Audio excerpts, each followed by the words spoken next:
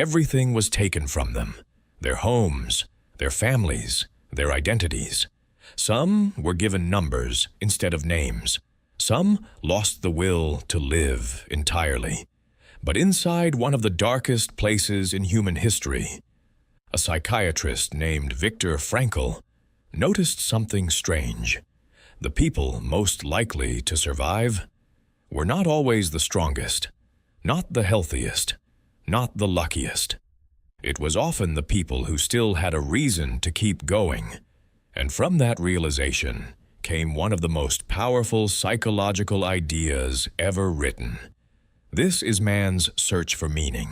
Before the camps, Viktor Frankl was a psychiatrist in Vienna. He spent years studying depression, suicide, and human psychology. Even before the war, Frankl believed something many psychologists ignored. He believed humans were not driven only by pleasure or power, but by meaning, a reason to continue, a reason to suffer, a reason to wake up in the morning. Then the Second World War began, and Frankl, along with millions of others, was sent into Nazi concentration camps, including Auschwitz, the place where nearly everything human was stripped away. The moment prisoners arrived, their old lives disappeared. Their clothes were taken, their belongings were taken.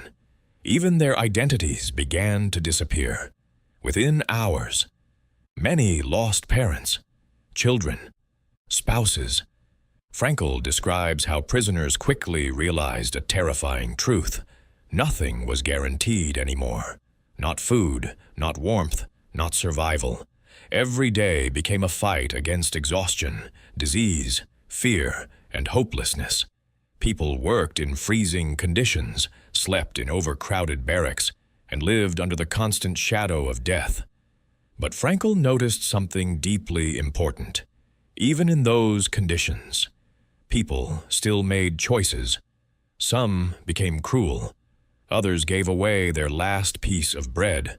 Some gave up completely. Others somehow kept going. And Frankl became obsessed with one question: what makes someone continue when everything has been destroyed? Frankl eventually came to a conclusion, one that would define his entire philosophy. He believed there was one thing nobody could completely take away: the ability to choose your attitude, even in suffering, even in hopelessness, even when freedom itself was gone. He later wrote, "Everything can be taken from a man but one thing, the last of the human freedoms, to choose one's attitude in any given set of circumstances." Frankl survived partly by holding on to meaning. Sometimes it was the hope of seeing his wife again. Sometimes it was imagining himself teaching these lessons after the war. Sometimes it was simply refusing to mentally surrender. And he noticed something heartbreaking. When prisoners completely lost hope, their bodies often collapsed soon after. But the people who still believed their suffering had meaning were more likely to survive it. Not always, but often. After the war, Frankl turned these experiences into a psychological theory called logotherapy. At its core, logotherapy asks a simple question: what gives your life meaning? Frankl believed meaning could come from three places. The first was through work, creating something, building something, contributing something to the world. The second was through love, deep connection, caring for another person. And the third was through suffering. And this was his most controversial idea. Frankl did not believe suffering itself was good, but he believed that if suffering is unavoidable, humans can still choose how they respond to it.